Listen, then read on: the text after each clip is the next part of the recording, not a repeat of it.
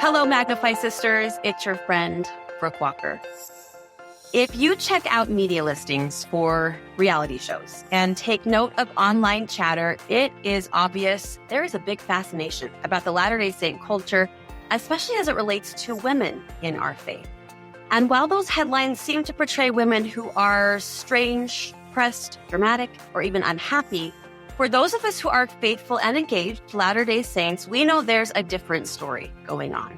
We know that the real story of Latter-day Saint women isn't what's going viral, but what's quietly, powerfully happening in our everyday homes and hearts.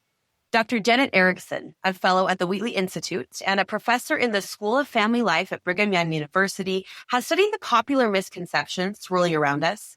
She points to new data about women in the church and makes the case that for many women, living the gospel isn't restrictive, it's revelatory. It builds confidence, clarity, purpose, and ultimately deep joy. We are so happy to have Dr. Erickson with us today to explain the what and why of this research and offer something more hopeful and maybe more honest, a conversation that recenters your faith as a source of strength, not confusion. Dr. Erickson, Jenet, welcome to Magnify. So good to be here, Brooke. Thank you. I am so eager to learn from you and to listen to the research and your interpretation of it. You've done a deep dive in some really interesting studies. And so thanks for bringing that and more to our conversation today. You know, it's interesting. I was thinking this is kind of the moment of Latter-day Saint women, right? For good or not. But I found myself thinking I've been in this media ring long enough to see cycles. And it feels like every 5 to 7 years over the last few decades, at least, there's been this pop of interest in our faith. Right now, though, feels different in that the focus is on Latter-day Saint women. Do you have any thoughts on that as to why that may be or where that hyper focus seemed to come from?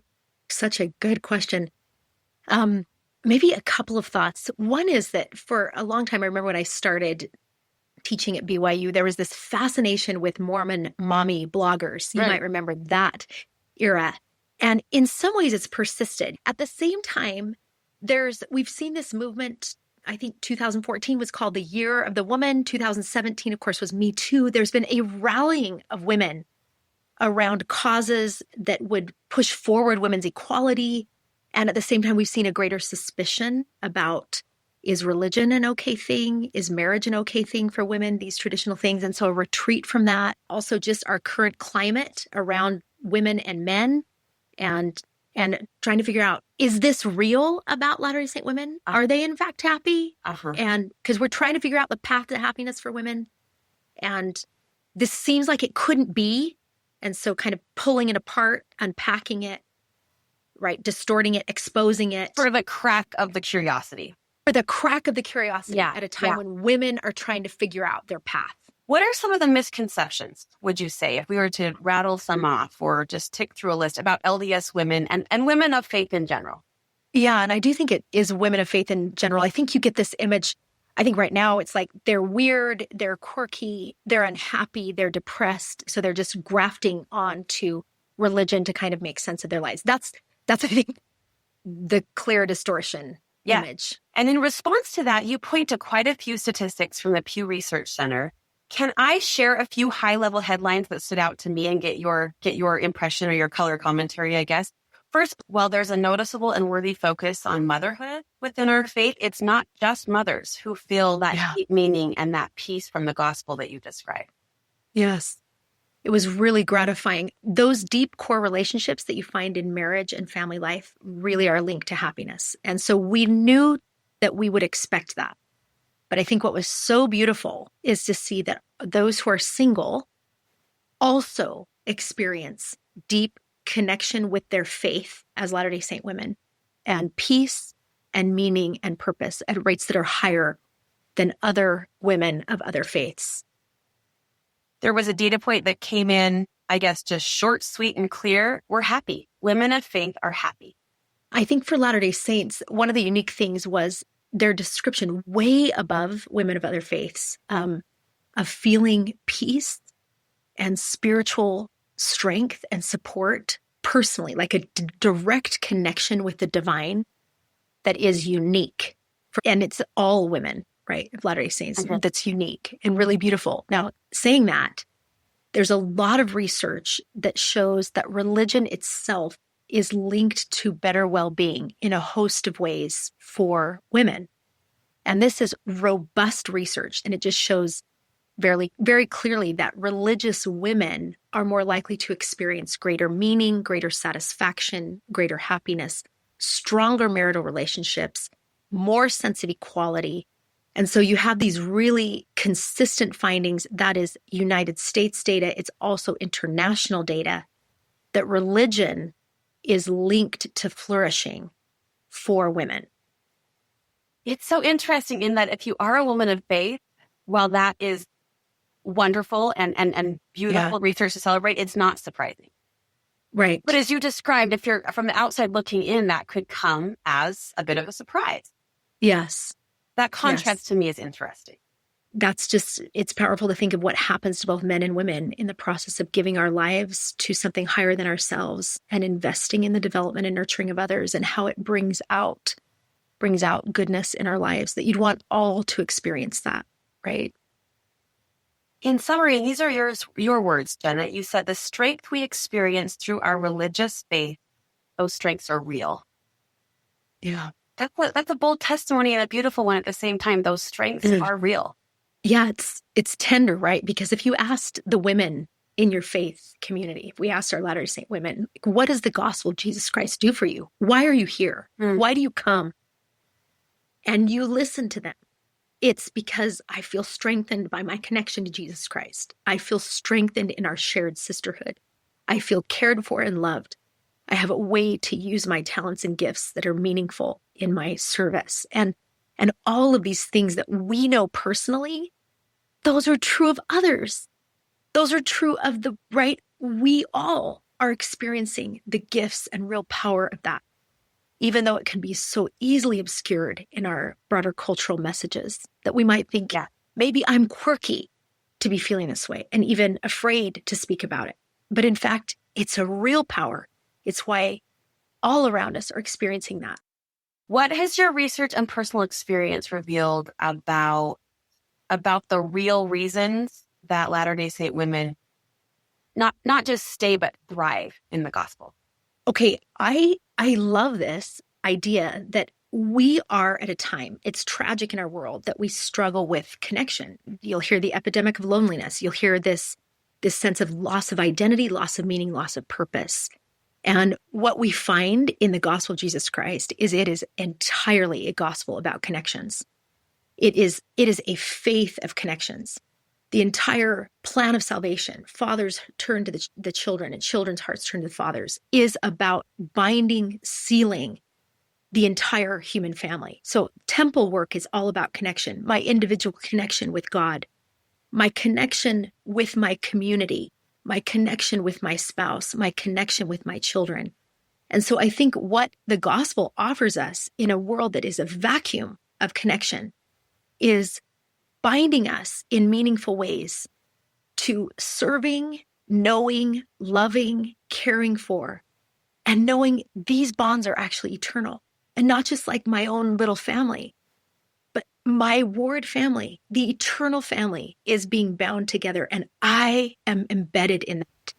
And so it magnifies women, because you watch a little girl give her first talk in primary. And I think I grew up in the church. It wasn't until I went to graduate school and I'm like, I have spoken 10,000 times in some form, right? And that my fellow colleagues or students never had the opportunity to do, and have found in that faith not only ways of presenting myself, of being a teacher, but of being in homes with people who had less than I did, that I could lift and help and give to and find deep meaning in.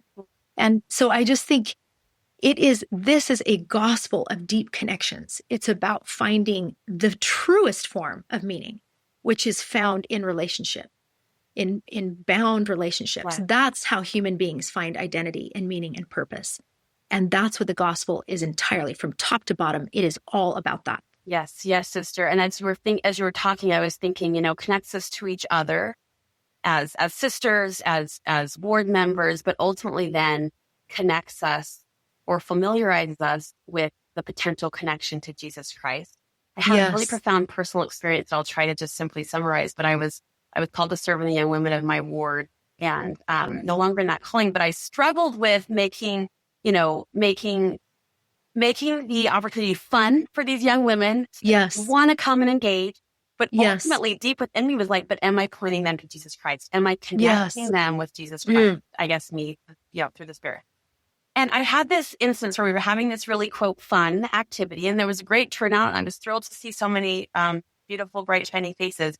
But I was just struck with the idea that even if they don't identify a connection to Jesus Christ right now, this connection that they're feeling from me, from their friend, will become rooted in a way that Christ connection will then be familiar. Does that make sense? Like, connected here and horizontally, and hopefully at some point in this young woman's life, then that reminds her of the connection she can feel vertically, to be illustrative in vocabulary, but to Jesus Christ. Like, those connections bind us in so many deeper ways.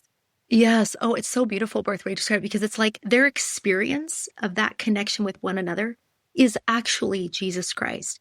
He is at one-ment. His whole work is about bringing us into connection eternally. And so when they experience that, that is Jesus Christ. And as you said, it will feel reminiscent. It will feel like what they know to know him, because his work is about healing, binding, bringing us into connection, deeper connection with him, with our heavenly parents, and with one another. Yeah.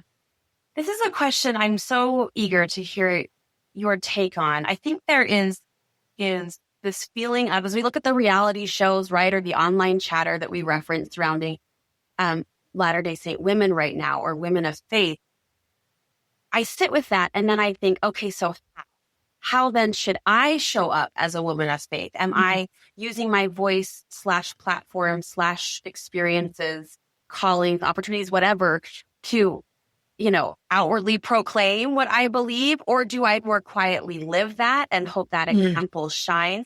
How do we address these misconceptions and ultimately help people better understand the real lived experience of a faithful, engaged LDS woman?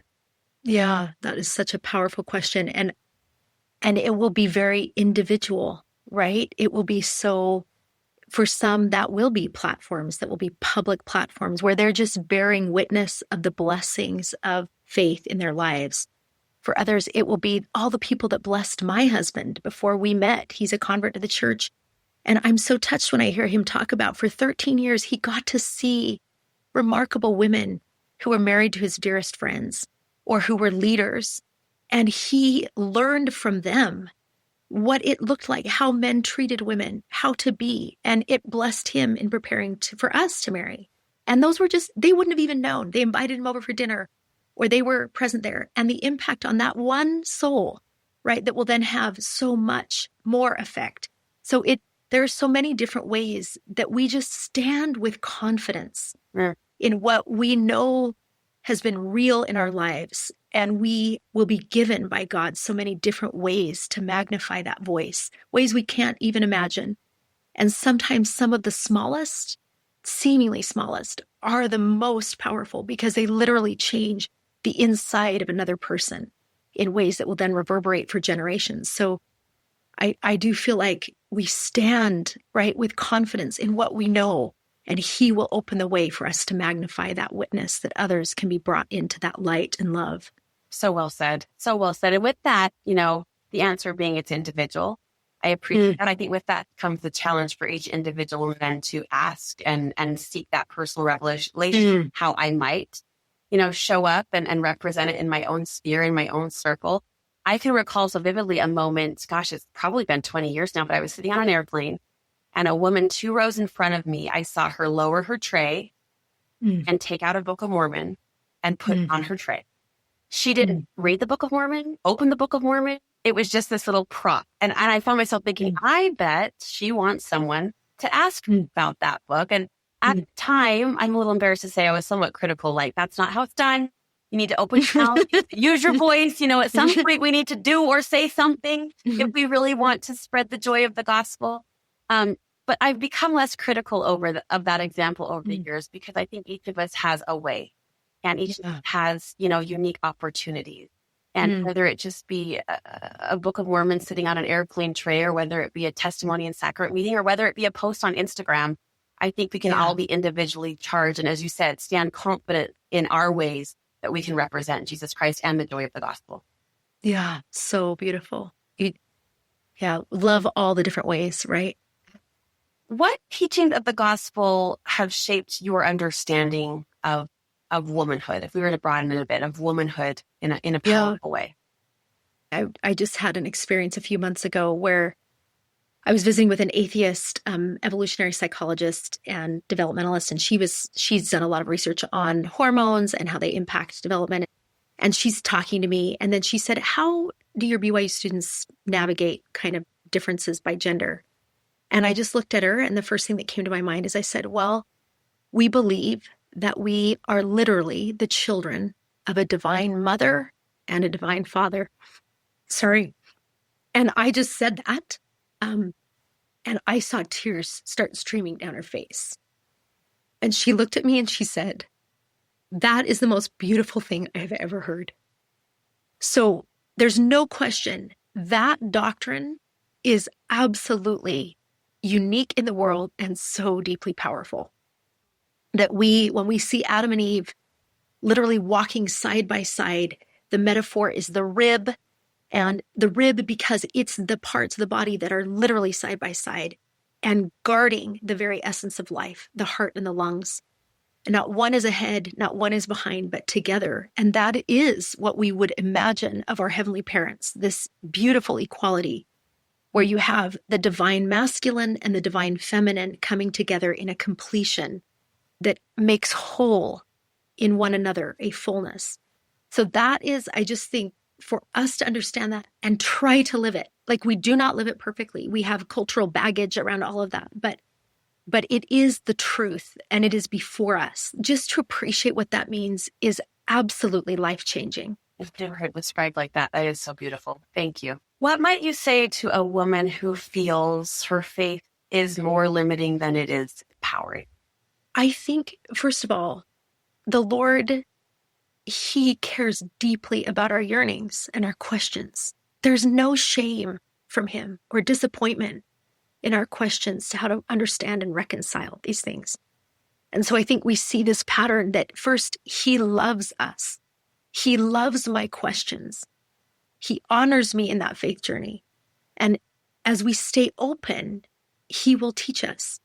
So I'm kind of wrestling with these issues, Brooke, myself. Like, how do you reconcile some of these things, especially when you're in a world where power looks a certain way? The assumption is that equality and power look this way. How do I reconcile that here? And so I think it requires us, in a sense, to be open to understanding what God is doing to benefit and bless women in the structure that He has ordained. And it will look different than what the world might offer us, because God's power, as we learned from section 121, is not the world's power. God uses power in a different way, but it is infinitely more powerful. It is infinitely more meaningful and magnifying. And so I think it requires us really being open to how is God teaching me and blessing me through this structure as it's ordained, even as He invites me to help the culture to match the doctrine that we have in a better way, to live up to the truths that we have. We have to look under the top layer of bread in the sandwich and really see what's happening through that lens. Yes, yes, that's exactly right. I like that metaphor. Like, it's uncovering what is really going on. Yeah. How does the gospel make room for different types of women? So different personalities, different paths, different strengths. We touched on that in the research, that it's not just a peace and a joy reserved for mothers, it's for all women. So can you talk to that a little more directly, like a gospel that makes room for me and her and her and her? In my own work as a mother, one of my challenges is honoring the individuality of my children. I get anxious about them being what I want them to be. Okay. And them fitting some mold. Yes. And I just have to say, that is the ego. We can be threatened by difference because difference seems to communicate, is it invalidating me? Yeah. Is it making me and what I care about and what I've chosen somehow different. So I just think that is the human mortal struggle. And you're going to bring many women together into a community where we are bound together. And that natural ego is going to be like, because she's doing that, does that mean my path is invalidated? Or does it mean I'm worse than or not enough? That's natural mortal. But I think what we hear from the gospel of Jesus Christ is this call, the Lord saying, all come, all are invited, all of you. No one is ever said, right, told, go away from me. It is all of us. And that the foot and the ear and the eye and the nose and the elbow, we all have a place in the body of Christ. And I cannot be without you. Like that beautiful, we are each only angels with one wing. It is not until we embrace that we can fly. And I think that's the whole story of the gospel of Jesus Christ. It is a communal redemption going on, as well as an individual redemption. Oh, I love that. So we need each other, right? Yeah. Like I need her differences. I need her perspective. I need her life path, because this is a communal story of redemption. I love that. And there's such the obvious word is relief, but there's also an energy that comes when I'm like, oh, she's got this one.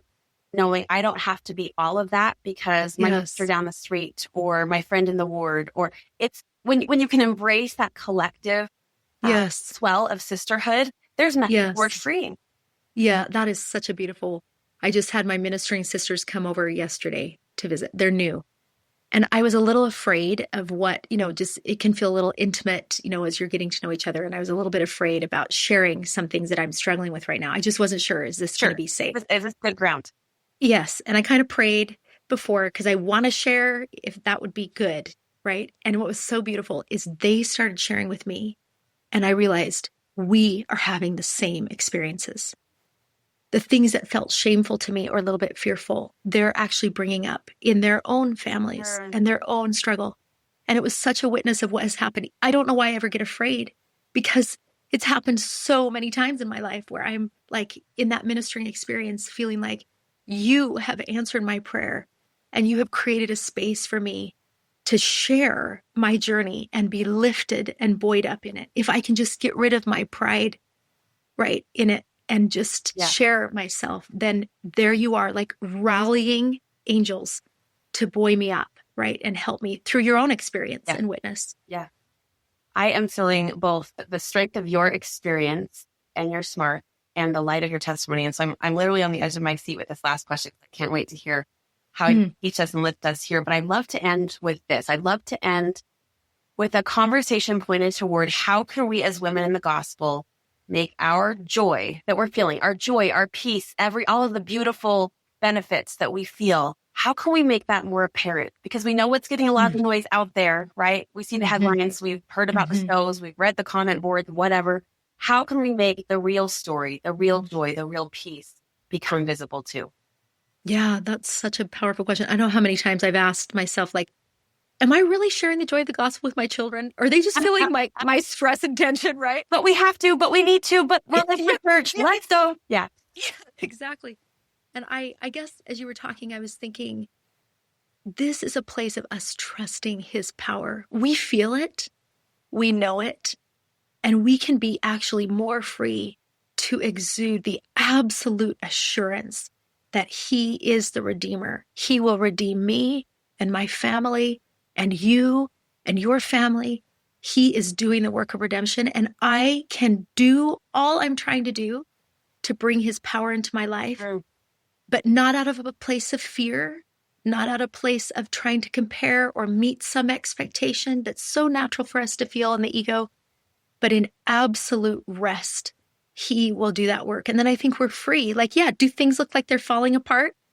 Absolutely, right? And he is in it. And I can rejoice because he has already performed that work of redemption. And he's doing it for me and for you. And so we just exude that in the peace that we carry, in the joy that we carry, in creating that welcome to the church of joy. It's because we know how this is going to end. We know who we have covenanted and been bound to, and he is doing his work. So I just think it will reverberate, right? When we have rested in that assurance ourselves, it's everywhere in our lives. When we release ourselves from the pressure, then his power takes over. Yes, we release ourselves from the pressure. We are infused with his power. I believe that is true. That's so beautifully said. Well, your confidence and your testimony combined is a beautiful strength to us today. So thank you so much for sharing. Thank you, Brooke. Thank you so much for listening to this week's episode of Magnify. We hope you enjoyed it. And there is some amazing news that you don't want to miss out on. We are so excited to share that this fall we are doing Magnify's event called Lift Up Your Heart. And the best part, Sharon Eubank is going to be the keynote speaker. It's going to be an incredible, faith-filled, fun day. And like I said, you won't want to miss out on it. So head to the link of this episode's show notes for all the registration details. Also, you can be sure to be following us on Instagram at Magnify Community, where we will have more announcements and more details to come. Finally, are you subscribed to the newsletter? If not, head to magnifythegood.com and subscribe now, where you can get weekly inbox inspiration and find out more about events like this. Thank you so much for being a listener, and we will see you next time on Magnify.